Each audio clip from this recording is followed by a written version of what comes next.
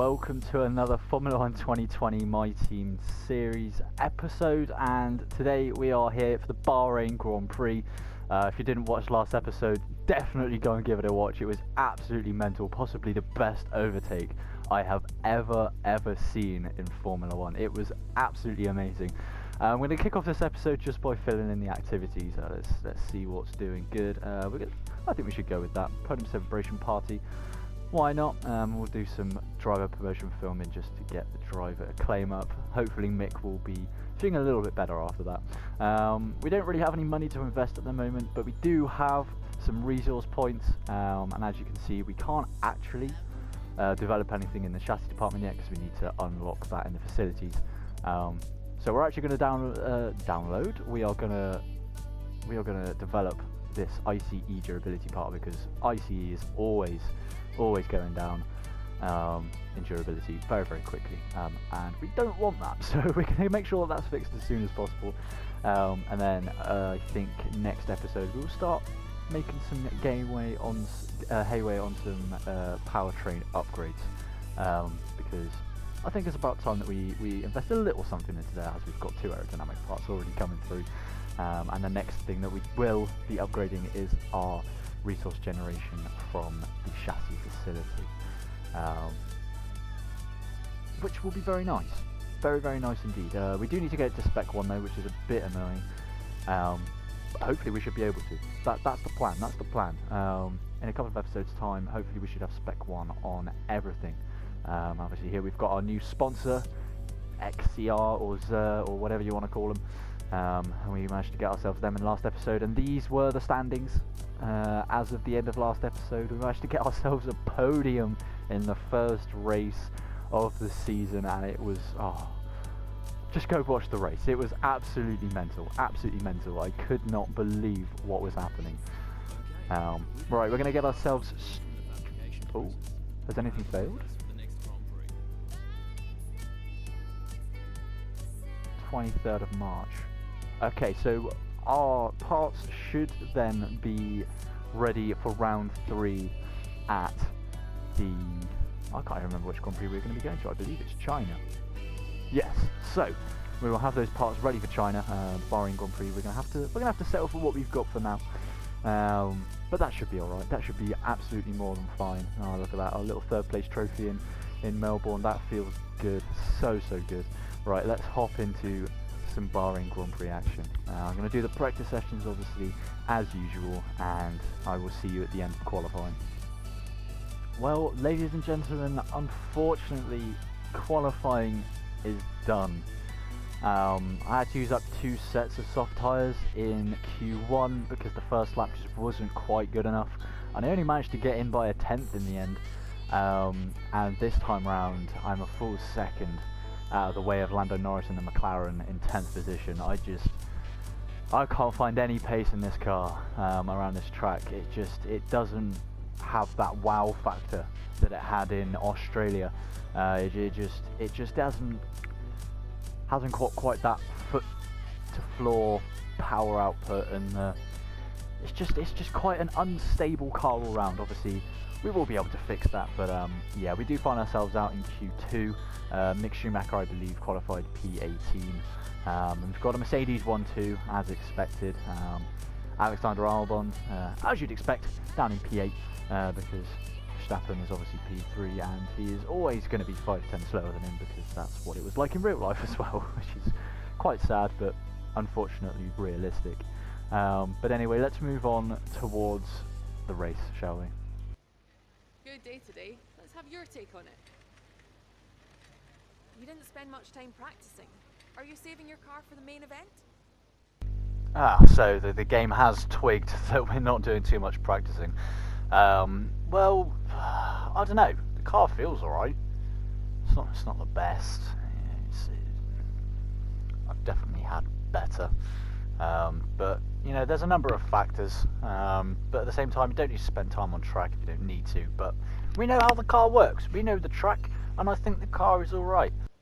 I mean, there's that, and then obviously in practice you have to use up your durability on your parts anyway. So technically, it's kind of a win-win, because I don't have to do practice sessions, and the car feels a lot better.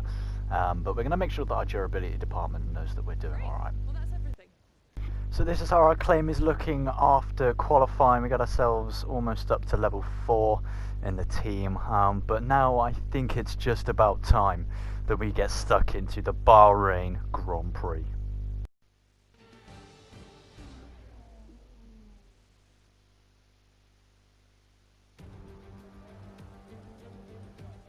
We're here again then at a circuit famous for its stunning visuals and thrilling battles for glory. Who will take the spotlight in the Bahrain Grand Prix today?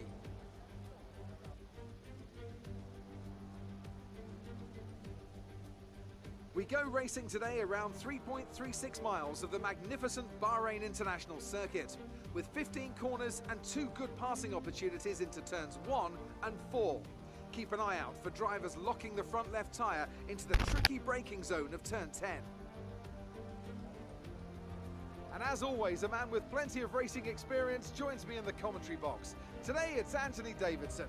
Tell me, Ant, you're no stranger to surviving the melee of turn 1. So how do you keep out of trouble when there's so much going on around you? There are 3 main things to worry about there, Crofty. Positioning, awareness and discipline. First, you have to put your car in a bit of space and make sure you have room to react to what the others are doing. Then you have to watch your mirrors and listen to the sounds around you to get a sense of where everyone is. And finally, just don't get too greedy. Just because a gap exists doesn't always mean you should go for it.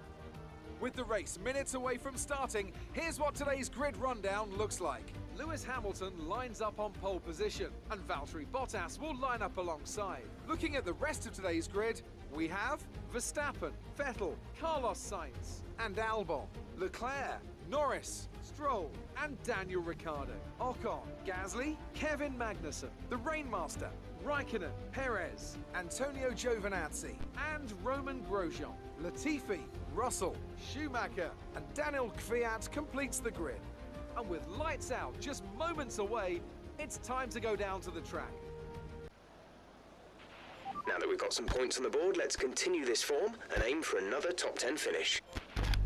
So then here we are, ladies and gentlemen, ready for the start of the Bahrain 2020 Grand Prix. We're starting in P14, not the best qualifying result, especially compared to that of Australia.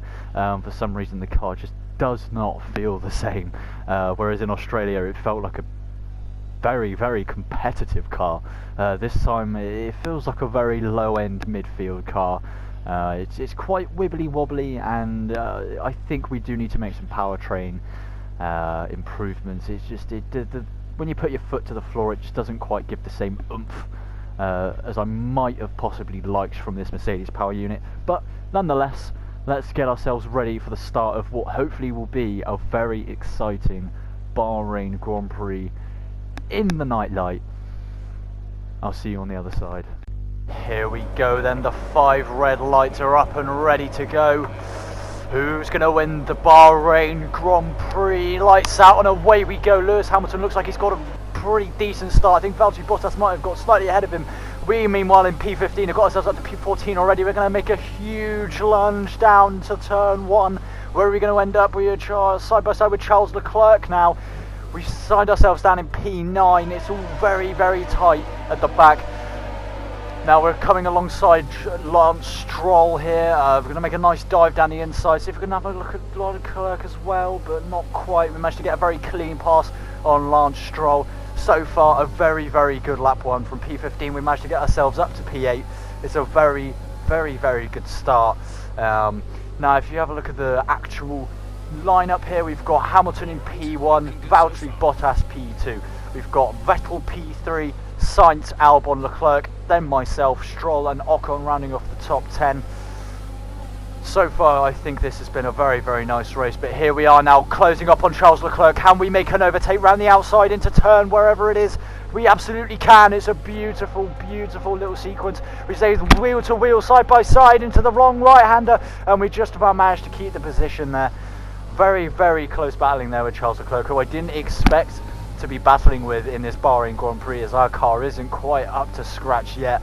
But now we're actually closing up on Alex Albon. Obviously, we've got the Mercedes power unit in the back of this car, whereas he's only got the Honda, which is very, very slow in a straight line. So we're going to enable our ERS now. We've got no DRS. We run out in the first lap, but now we put it back in. We're in rich mix. We turn off overtake. We're going to make a huge lunge down the inside of Alexander Albon, and we're going to make it stick. That's an absolutely beautiful move from myself, I must admit. And now we move later into the Grand Prix. It's now lap 2, and Sebastian Vettel seems to have smoke coming from the back of his Ferrari car here. One of the best durability on the grid, and he finds himself out of this race, which moves us up to P5 from P15 on the grid after 2 laps. We've got a virtual safety car here. We look like we might have been able to overtake Sainz there. Looking very, very feisty, very aggressive. I'm liking the way this car is feeling in the race. It definitely didn't feel good in qualifying, but in the race I'm liking it very, very much. Now if we move towards the end of the safety car, we find ourselves coming into a very awkward part here because we were slightly behind on the Delta, and we get a very, very bad launch off at the last corner, and Charles Leclerc is going to find himself coming up the back of our gearbox, and he's going to try and come into the slipstream here. We put it into rich mix, a bit of overtake. He goes to the inside, makes a huge dive bomb down the inside, and he actually makes it stick. We have a bit of oversteer as we come out the corner. We managed to just about keep it the back, but the car is very, very slippery. ERS and DRS enabled here. We're going to try and get back at Charles Leclerc. We're going to think about a lunge, but it's just went just a bit too far back. Couldn't quite get it around the outside. But we move on to lap 4 now, and we are closing right up to the back of Charles Leclerc after that virtual safety period where he managed to overtake us because we got a very, very bad drive off at the final corner. We've got a very good drive off of it this time, and we've got DRS and ERS enabled. We haven't got much ERS left, but we're going to keep going and make an absolute humongous dive bomb down the inside of Charles Leclerc.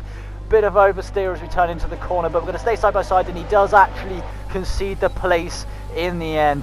Very fair racing from the both of us. He might think about making a lunge down the outside, but we're going to fend it off. And he's actually going to make a way down the inside. If we make a mistake and go wide, he's going to push his Ferrari car into the front.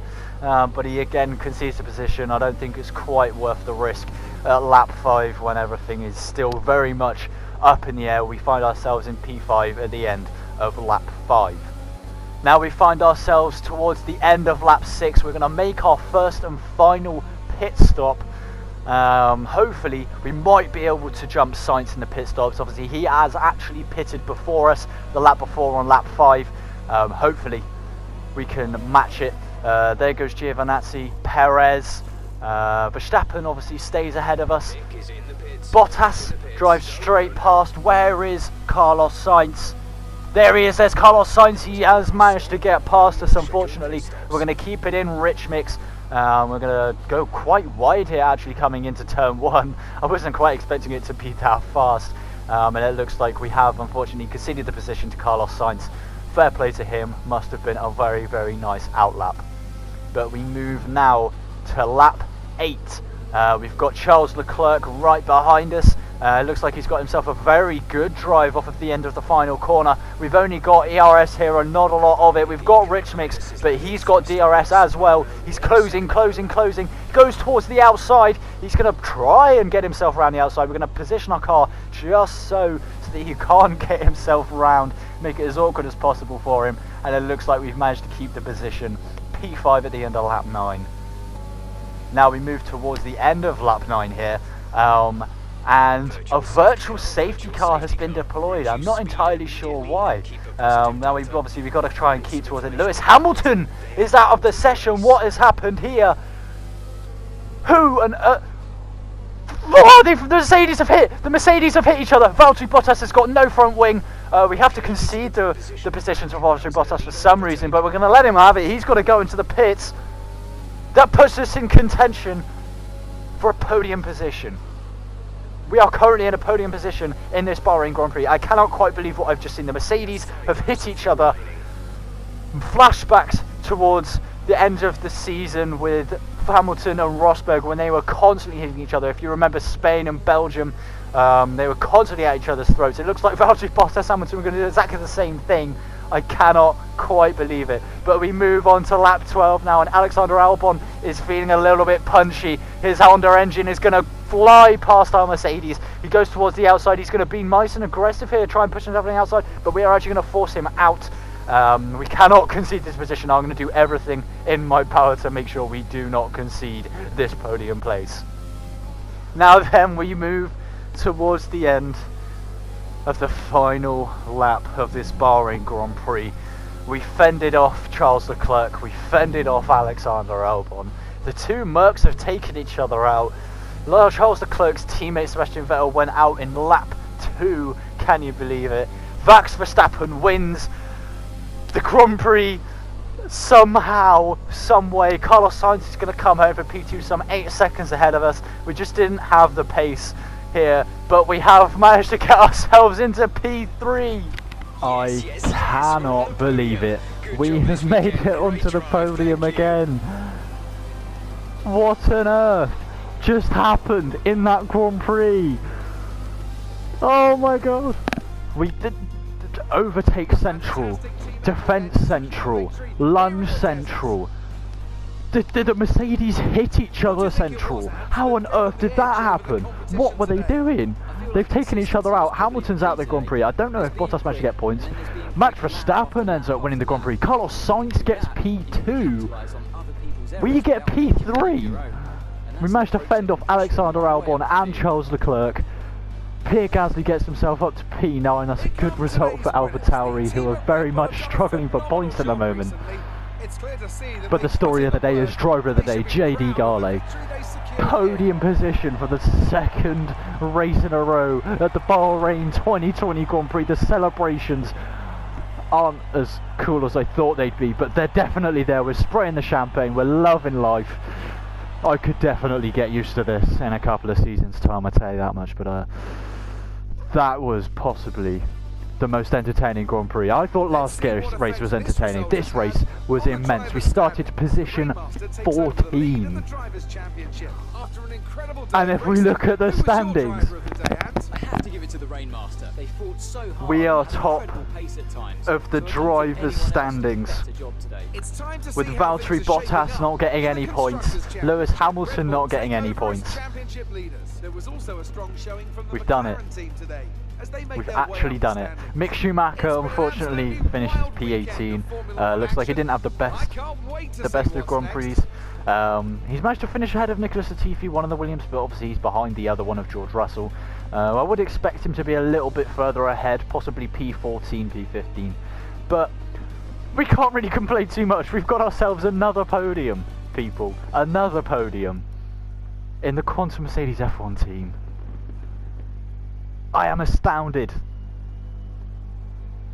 Immense result for the team. And we managed to pip Alexander Albon by about 5/10 of a second. 3/10 behind is Charles Leclerc. Another 5/10 is Lance Stroll, who was trying to tag along for some fun. Oh my days, what a race. Carlos Sainz, I have to be fair to him, drove absolutely exceptionally. We couldn't catch him up at all. We were constantly losing time to him, at least a 10th per lap. So fair play to the Spaniard. We're getting himself into P2, well deserved, and Max Verstappen also at P1. None of this would have been able to happen without the DNF of Mercedes, Lewis Hamilton, and the coming together with him and Valtteri Bottas, who ended up finishing P16 from P2.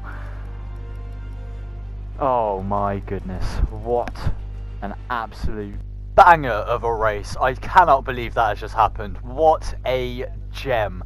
This Grand Prix never ceases to amaze me. Even in real life it does absolute bits. I am absolutely astounded.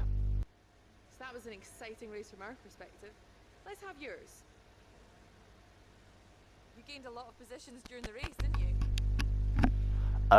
Yes, we certainly did. I'm going to say that our power advantage came in very, very handy, because I think that ERS Rich Mix duo was literally unstoppable. It had to be something to do with the fact that we managed to stay ahead of the Red Bull of Alexander Albon. Obviously, he doesn't have as much power as the Mercedes, So I think we just about managed to keep it there. You must be thrilled to be up on the podium again. Yes, I am very, very, very happy. And our aero package was just right for this track. What's your secret? Well, that would be telling, surely. No, it's actually no secret. Our car is doing absolute wonders in the race. Obviously, in qualifying, you saw it was an absolute shambles. We were so slow. P15 was our qualifying score. Really slow. And we made a great start at the start of the race. We managed to get ourselves up to a very, very nice position. If we look at our acclaim as well, we can see that we are up to level 4. We're matching Mick Schumacher now. And as you can see, our team acclaim level has gone up to number 5, which means we are now eligible for more sponsors, which means we can potentially put a bit more money into our facilities, which means that we can branch out our development rather a lot more, and it also means that we can open up the chassis department a little bit more. As you can see there, we've got 2 million in the bank. We will be investing that straight into the chassis department next episode, because obviously it's currently all locked up, and we're going to need to be upgrading that as much as possible, and it's already fully upgraded from what we can do, so we're definitely going to need to be putting as much time into that as possible, as much money, resources into that as possible. I think I will be purchasing a little something along the lines of a resource point generation. So instead of 20 resource points, we'll be getting 60. Every little helps. It just means that we can get the car up to spec as quickly as possible, and hopefully that should be coming very, very soon. Now, if you look at our R&D, we didn't get many resource points. Obviously, I'm simming the practice sessions at the moment, and this time round we didn't really get a whole lot going on.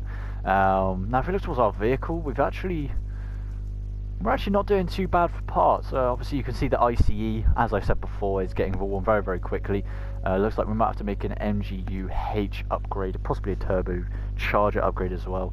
Our morale for the durability department isn't actually too great at the moment. I'm not really sure why that is, but we're going to need to get ourselves a turbo upgrade, and then we will move up towards the MGU-H upgrade. Now then, I think that's going to have to round off possibly one of the most exciting races I have ever had, and we will be leaving all of these chassis upgrades and durability upgrades, invitational event as well for the next episode at the Chinese Grand Prix. If you guys have enjoyed this video, please do give it a thumbs up. I appreciate all the support that you can get me, because it helps us propel forward, and I'm not gonna lie, I'm really enjoying making this series, and I hope you guys are enjoying watching it. Subscribe if you're new around here, and I will see you guys very, very soon, possibly for some co-op season with my fellow YouTuber Morris Pace. If you don't know who he is, go check him out, go check out his YouTube channel. He's a very, very, very fast driver, and yeah, we have some competitive duels, and it's very, very fun. Obviously, we know we're currently competing against him in the career mode to see who can develop their car the best and get the best results. I think we might be winning in that department after 2 podiums in a row, if we look at the standings here. P4 in the Constructors will take it, but P1 in the Drivers' Constructors Championship, I don't expect it to stay there for very long. We've been very, very, very, very, very fortunate and lucky with the outcomes that we have had. Obviously in Australia, the car just felt amazing and was just going places. And in this episode, drama, absolute drama. But anyway, I will see you guys in the next episode for China, where hopefully we can carry on our ridiculous point scoring form and podium scoring form and get ourselves some very, very good points.